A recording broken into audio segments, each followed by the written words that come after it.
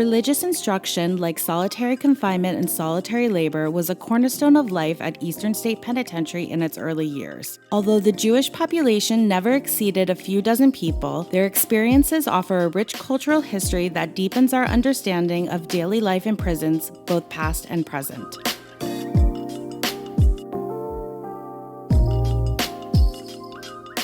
Eastern State's first Jewish prisoner arrived in 1837. By 1845, prison officials arranged for a rabbi to visit Jewish prisoners regularly, similar to other religious officials who provided spiritual guidance for Christian prisoners. In addition to Jewish prisoners, there was at least one Jewish child born at Eastern State. In 1851, a prisoner named Catherine Virtue gave birth to a boy inside the penitentiary. As is customary, the boy was circumcised 8 days after his birth. The circumcision was performed by a Jewish official called a moil and observed by several prison officials. Throughout the 19th century, prisoners of all faiths worshipped alone in their cells. It was not until the early 20th century that group worship became possible at Eastern State. In 1913, the same year Eastern State abandoned solitary confinement, Jewish prisoners gathered for the first time to celebrate Rosh Hashanah, the Jewish New Year. This meeting took place in the prison's emergency hospital, a structure that was replaced by another cell block in the 1950s and no longer exists. Jewish prisoners continued to worship there well into the 1920s.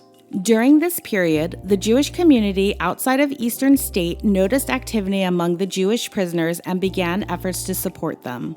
In 1917, B'nai B'rith, a Jewish service organization, formed a prison aid committee that coordinated all Jewish services at Eastern State. Outside Jewish organizations also brought in kosher food for Jewish prisoners and supported re-entry for prisoners leaving Eastern State and returning to the community. Joseph Paul, a circus performer and butcher who first came to Eastern State in 1923 as an entertainer, dedicated decades of his life to helping Eastern State prisoners find meaningful employment after their release from prison. Paul eventually became the chairman of social services at B'nai B'rith and worked closely with other Jewish volunteers to ensure positive outcomes for men leaving Eastern State.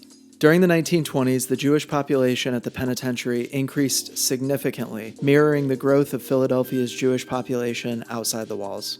To better accommodate the rising Jewish population at Eastern State, a place of worship was constructed inside the prison. A small row of solitary exercise yards was repurposed to create the first prison synagogue in the United States.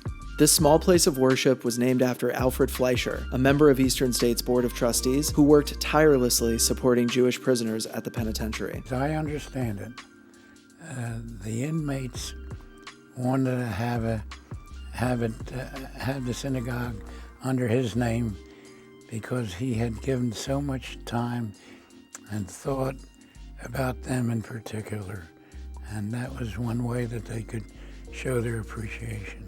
Appointed by Pennsylvania's governor in 1924, Fleischer took a deep interest in the health and welfare of Eastern State prisoners. He also played a central role in the construction of the synagogue and is said to have attended every Jewish service, including weekly Shabbat services and all holiday celebrations, until his untimely death in 1928. Many Jewish holidays were celebrated in Eastern State Synagogue, including Rosh Hashanah, Yom Kippur, Hanukkah, Purim, and Sukkot. By the 1960s, there were only 20 or so observant Jewish prisoners at Eastern State. The penitentiary's last Jewish chaplain, Rabbi Martin Rubenstein, is quoted as saying, "We had very few. If we had a minyan, a quorum of 10 adult men, that was a lot." When Eastern State closed in 1971, the synagogue fell into disrepair. Items were removed to other prisons, looted, or destroyed during the decades of abandonment. In the early 2000s, the synagogue underwent a major cleanup and restoration project that lasted several years. During that period, a conservation team carefully sifted through the rubble and plaster, saving every remaining artifact for future study. They restored the surviving elements and recreated other features of the room, such as the vinyl flooring and ornate plaster ceiling. Today, the synagogue is the only room at Eastern State Penitentiary that is fully restored. Each year, hundreds of thousands of visitors enter this sacred space. Occasionally, the synagogue is still used for bar and bat mitzvahs and other religious celebrations. The Jewish Life exhibit next door interprets the history of Judaism at Eastern State and includes notable Jewish prisoners, like Sheldon Glasshofer, who helped facilitate the transition of Jewish life to Graterford Prison after the penitentiary's closure. The Jewish prison population in the United States has decreased significantly since Eastern State was operational. In Pennsylvania, fewer than 1,000 incarcerated people identify as Jewish. Still, places of worship exist for these individuals. Ancient traditions continue to be practiced behind prison walls, connecting Jewish people to each other and their history. How does religious freedom impact life in prison? What lessons can current prison administrations draw from the treatment of Jewish individuals at Eastern State?